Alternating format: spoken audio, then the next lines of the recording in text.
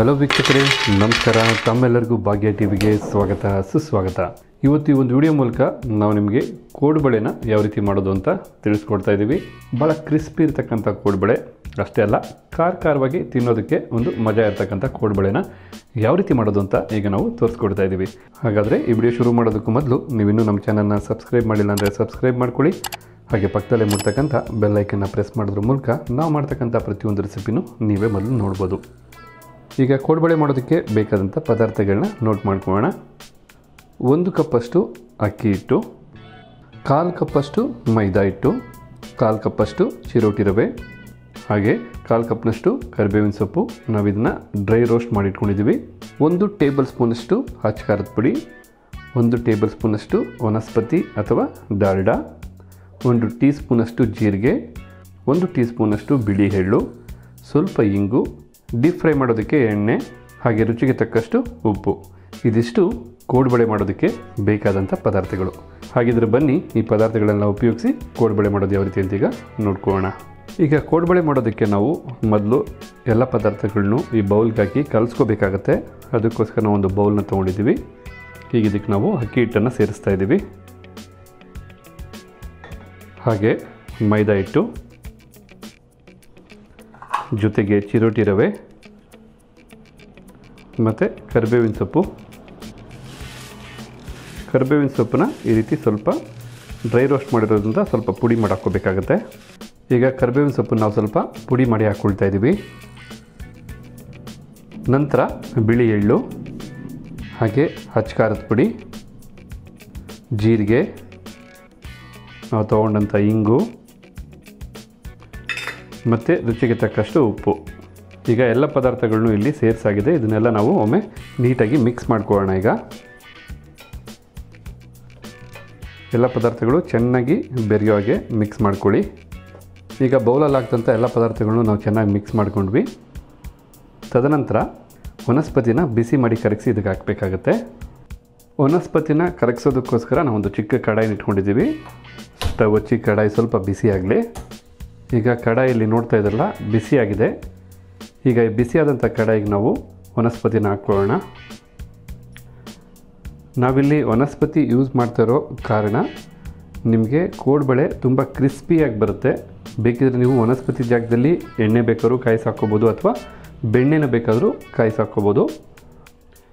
ಈಗ ವನಸ್ಪತಿಯಲ್ಲಿ ಸಂಪೂರ್ಣವಾಗಿ ಕರಗಿದೆ. ನಾವು ಮಿಕ್ಸ್ ಮಾಡಿದಂಥ ಪದಾರ್ಥಗಳು ಇದನ್ನು ಸೇರಿಸ್ಕೊಳ್ಳೋಣ. ಈಗ ಕರಗಿಸಿದಂಥ ವನಸ್ಪತಿನ ಈಗ ಇದಕ್ಕೆ ಹಾಕ್ಕೊಳ್ಳೋಣ. ಈಗ ಇಲ್ಲಿ ವನಸ್ಪತಿ ಬಿಸಿ ಇರೋದ್ರಿಂದ ನಾವು ಒಂದು ಸ್ಪೂನ್ನ ಮೂಲಕ ಇದನ್ನು ಮಿಕ್ಸ್ ಮಾಡ್ಕೋಬೇಕಾಗತ್ತೆ. ಅದಕ್ಕೋಸ್ಕರ ನಾವಿಲ್ಲಿ ಒಂದು ವುಡನ್ ಸ್ಪೂನ್ ಮೂಲಕ ನಾವು ಮಿಕ್ಸ್ ಮಾಡ್ಕೊಳ್ತಾ ಇದ್ದೀವಿ. ಬಿಸಿ ಇರೋದ್ರಿಂದ ನೀವು ಇದೇ ರೀತಿ ಸ್ಪೂನಲ್ಲಿ ಮಿಕ್ಸ್ ಮಾಡ್ಕೊಳ್ಳಿ ಮೊದಲು. ತದನಂತರ ನೀವು ಕೈಯಲ್ಲಿ ಈ ರೀತಿ ಚೆನ್ನಾಗಿ ಮಿಕ್ಸ್ ಮಾಡ್ಕೋಬೇಕಾಗತ್ತೆ. ವನಸ್ಪತಿ ಎಲ್ಲ ಪದಾರ್ಥಗಳ ಜೊತೆ ಚೆನ್ನಾಗಿ ಬೆರೆತು ಮಿಕ್ಸ್ ಆಗಬೇಕು. ಈಗ ಇಲ್ಲಿ ನೋಡ್ತಾ ಇದ್ದಲ್ಲ, ನಾವು ಚೆನ್ನಾಗಿ ಎಲ್ಲನೂ ಸಹ ಕಲಿಸ್ಕೊಂಡಿದ್ದೀವಿ. ಯಾವ ಒಂದು ಮಟ್ಟದವರೆಗೂ ಕಲಿಸ್ಕೋಬೇಕು ಅಂದರೆ ಈ ರೀತಿ ಕೈಯಲ್ಲಿ ಹಿಡಿದಾಗ ನಿಮಗೆ ಈ ರೀತಿ ಉಂಡೆ ಬರಬೇಕು. ಅಲ್ಲಿವರೆಗೂ ನೀವು ಇದನ್ನು ಕಲಿಸ್ಕೋಬೇಕಾಗತ್ತೆ. ಈಗ ಇದು ಕಂಪ್ಲೀಟಾಗಿ ಕಲಸಾಗಿದೆ. ತದನಂತರ ನಾವೀಗ ಡೀಪ್ ಫ್ರೈ ಮಾಡೋದಕ್ಕೆ ಬಾಣಲೆಗೆ ಎಣ್ಣೆ ಹಾಕಿ ಲೋ ಫ್ಲೇಮಲ್ಲೇ ಎಣ್ಣೆನ ಕಾಯಕ್ಕಿಡೋಣ. ಈಗ ನಾವು ಸ್ಟವ್ ಮೇಲೊಂದು ಬಾಣಲೆ ಇಟ್ಟಿದ್ದೀವಿ. ಹಾಗೆ ಸ್ಟವ್ ಹಚ್ಕೊಂಡು ಬಾಣಲಿನ ಬಿಸಿಯಾಗೋದಕ್ಕೋಸ್ಕರ ಬಿಟ್ಟಿದ್ದೀವಿ. ಈಗ ಬಾಣಲಿ ಸ್ವಲ್ಪ ಬಿಸಿಯಾಗಿದೆ. ಬಿಸಿಯಾದಂಥ ಬಾಣಲಿಗೆ ಡೀಪ್ ಫ್ರೈ ಮಾಡೋದಕ್ಕೆ ಎಣ್ಣೆನ ಹಾಕ್ಕೊಳ್ತಾ ಇದ್ದೀವಿ.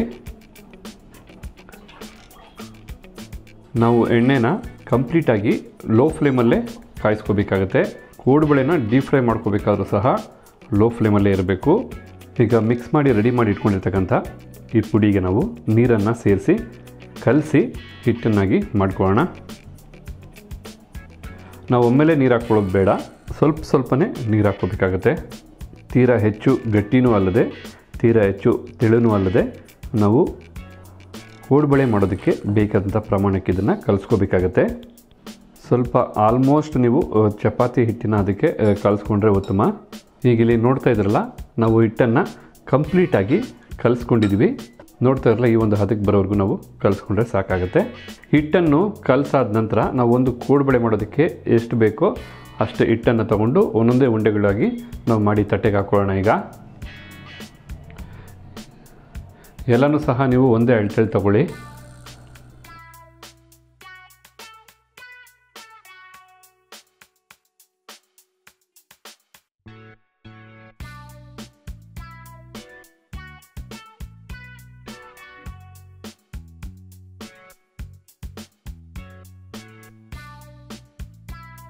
ಈಗ ಇದನ್ನೆಲ್ಲ ಕೋಡುಬಳೆ ಆಕಾರಕ್ಕೆ ಮಾಡ್ಕೋಬೇಕಾಗತ್ತೆ. ಅದಕ್ಕೋಸ್ಕರ ಒಂದೊಂದೇ ತೊಗೊಂಡು ನಾವು ಕೋಡುಬಳೆ ಆಕಾರನ ಮಾಡಿಟ್ಕೊಳ್ತೀವಿ.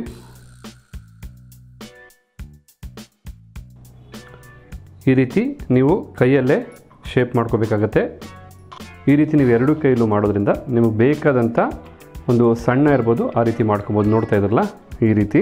ಈಗ ಇದನ್ನು ಕೋಡುಬಳೆ ಆಕಾರಕ್ಕೆ ನಾವು ಮಡ್ಚ್ಕೊಂಡು ರೌಂಡಿಗೆ ಮಾಡಿಕೊಂಡು ಎರಡು ಎಡ್ಜನ್ನು ಈ ರೀತಿ ಸೇರಿಸ್ಬೇಕಾಗುತ್ತೆ.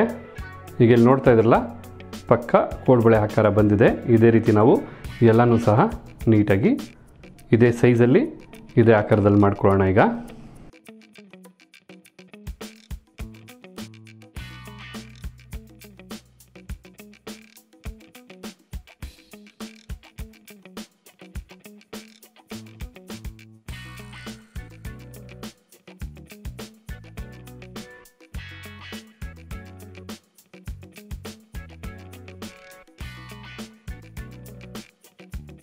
ಈಗ ಇಲ್ಲಿ ನೋಡ್ತಾ ಇದ್ರಲ್ಲ ನಾವು ತೊಗೊಂಡಂಥ ಅಷ್ಟು ಉಂಡೆಗಳನ್ನು ಈ ರೀತಿ ಕೋಡುಬಳೆಯ ಆಕಾರಕ್ಕೆ ರೆಡಿ ಮಾಡಿಟ್ಟಿದ್ದೀವಿ. ಈಗ ಇದೆಲ್ಲ ಡೀಪ್ ಫ್ರೈಗೆ ರೆಡಿಯಾಗಿದೆ. ಬನ್ನಿ ಇದನ್ನೆಲ್ಲ ಈಗ ಡೀಪ್ ಫ್ರೈ ಮಾಡ್ಕೊಳ್ಳೋಣ. ಈಗ ಇಲ್ಲಿ ನಾವು ಕಾಯಕ್ಕೆ ಇಟ್ಟಂಥ ಎಣ್ಣೆ ಈಗ ಕಂಪ್ಲೀಟಾಗಿ ಕಾದಿದೆ. ಈಗ ಇಲ್ಲಿ ನಾವು ಬಿಸಿ ಮಾಡೋಕ್ಕೆ ಇಟ್ಟಂಥ ಎಣ್ಣೆ ಈಗ ಕಂಪ್ಲೀಟಾಗಿ ಲೋ ಫ್ಲೇಮಲ್ಲೇ ಬಿಸಿಯಾಗಿದೆ. ಈಗ ನಾವು ಶೇಪ್ ಮಾಡಿ ಇಟ್ಕೊಂಡಿರ್ತಕ್ಕಂಥ ಒಂದೊಂದೇ ಕೋಡುಬಳೆಗಳನ್ನ ಎಣ್ಣೆಯಲ್ಲಿ ಹಾಕಿ ಡೀಪ್ ಫ್ರೈ ಮಾಡ್ಕೊಳ್ತಾ ಇದ್ದೀವಿ.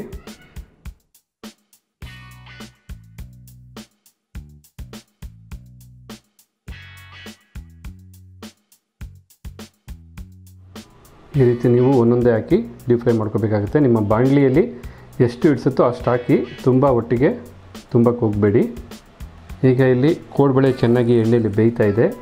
ಇಲ್ಲೇನು ನೊರೆ ಬರ್ತಾ ಇದೆಯಲ್ಲ ಆ ನೊರೆ ಕಡಿಮೆ ಆಗಬೇಕು. ಆ ನೊರೆ ಕಡಿಮೆ ಆದ ನಂತರ ನಾವು ಮತ್ತೊಂದು ಕಡೆ ತಿರುಗಿಸಿ ನಾವು ಬೇಯಿಸ್ಕೋಬೇಕಾಗುತ್ತೆ ಅಥವಾ ಡೀಪ್ ಫ್ರೈ ಮಾಡ್ಕೋಬೇಕಾಗತ್ತೆ. ಈ ರೀತಿ ಒಂದಕ್ಕೊಂದು ಅಂಟದಾಗೆ ನೀಟಾಗಿ ಸ್ವಲ್ಪ ಬೆಂದ ನಂತರ ಬಿಡಿಸ್ಕೊಳ್ಳಿ. ಈಗ ಇಲ್ಲಿ ನೋಡ್ತಾ ಇದ್ರಲ್ಲ ನೊರೆ ಕಡಿಮೆ ಆಗಿದೆ. ಈಗ ಮತ್ತೊಂದು ಕಡೆಗೆ ನಾವು ತಿರುಗಿಸ್ಕೊಳ್ಳೋಣ.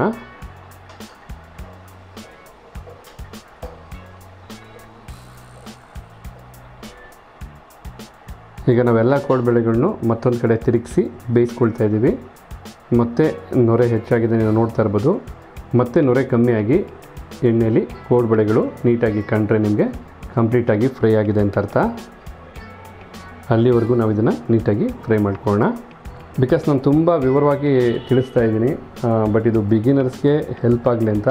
ದಯವಿಟ್ಟು ನಿಮ್ಗೆ ಯಾರಿಗಾರು ಪ್ರೊಸೀಜರ್ ಗೊತ್ತಿದ್ದರೆ ದಯವಿಟ್ಟು ಕ್ಷಮಿಸಿ. ಯಾಕೆಂದರೆ ತುಂಬ ವಿಶ್ಲೇಷಣೆ ಮಾಡೋದು ನಿಮಗೆ ಇಷ್ಟ ಆಗ್ಬೋದು ಆಗದಿರ್ಬೋದು. ಆದರೆ ಬಿಗಿನರ್ಸ್ಗೆ ಮೊದಲನೇ ಬಾರಿ ಮಾಡೋರಿಗೆ ಕಲಿತಕ್ಕಂಥವ್ರಿಗೆ ಬಹಳ ಹೆಲ್ಪ್ ಆಗುತ್ತೆ ಅನ್ನೋದಷ್ಟೇ ನಮ್ಮ ಉದ್ದೇಶ. ಈಗ ಇಲ್ಲಿ ನೋಡ್ತಾ ಇದ್ರಲ್ಲ ವೀಕ್ಷಕರೇ, ನೊರೆ ಆದಷ್ಟು ಕಡಿಮೆ ಆಗಿದೆ. ಜೊತೆಗೆ ಕೋಡುಬಳೆಗಳು ಸಹ ನೀಟಾಗಿ ಎಣ್ಣೆಯಲ್ಲಿ ಕಾಣ್ತಾ ಇದೆ. ಈಗ ಇದೆಲ್ಲ ಬೆಂದಿದೆ. ಇವಾಗ ಇದನ್ನೆಲ್ಲ ನಾವು ಎಣ್ಣೆಯಿಂದ ಹೊರಗಡೆ ತಗೊಳ್ಳೋಣ. ಈಗ ಇಲ್ಲಿ ನೋಡ್ತಾ ಇದ್ರಲ್ಲ ವೀಕ್ಷಕರೇ, ಕೋಡುಬಳೆ ಎಷ್ಟು ಚೆನ್ನಾಗಿ ಎಲ್ಲನೂ ಒಂದೇ ರೀತಿ ಬೆಂದಿದೆ ಅಂತ. ನೋಡ್ತಾ ಇದ್ರಲ್ಲ ಕೋಡುಬಳೆ ಎಷ್ಟು ಸೂಪರಾಗಿ ಎಷ್ಟು ಪರ್ಫೆಕ್ಟಾಗಿ ಬಂದಿದೆ ಅಂತ.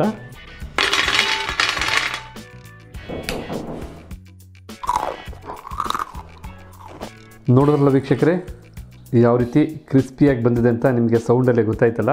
ಹಾಗಾದರೆ ನಾವು ಮಾಡಿದಂಥ ಈ ಕೋಡುಬಳೆ ರೆಸಿಪಿ ನಿಮಗೆ ಇಷ್ಟ ಆಗಿದೆ ಅಂತ ತಿಳ್ಕೊಳ್ತೀನಿ. ಇಷ್ಟ ಆಗಿದರೆ ಖಂಡಿತ ಈ ವಿಡಿಯೋಗೊಂದು ಲೈಕ್ ಮಾಡಿ. ಹಾಗೆ ನಿಮ್ಮ ಅನಿಸಿಕೆ ಅಭಿಪ್ರಾಯ ಏನು ಅನ್ನೋದನ್ನು ದಯವಿಟ್ಟು ಕಮೆಂಟ್ ಬಾಕ್ಸಲ್ಲಿ ಕಮೆಂಟ್ ಮಾಡಿ. ಹಾಗೆ ಈ ವಿಡಿಯೋನ ಶೇರ್ ಮಾಡೋದನ್ನು ಮರಿಬೇಡಿ. ಮತ್ತಷ್ಟು ಹೊಸ ರೆಸಿಪಿಗಳ ಜೊತೆ ಸದಾಕಾಲ ನಿಮ್ಮ ಮುಂದೆ ಇರುತ್ತೆ ಭಾಗ್ಯ ಟಿವಿ ಅಂತ ಹೇಳ್ತಾ ನಿಮ್ಮೆಲ್ಲರಿಗೂ ಧನ್ಯವಾದನ ಅರ್ಪಿಸ್ತಾ ಇದ್ದೀವಿ. ಭಾಗ್ಯ ಮತ್ತು ಗಿರೀಶ್. ಥ್ಯಾಂಕ್ ಯು ಸ್ನೇಹಿತರೆ.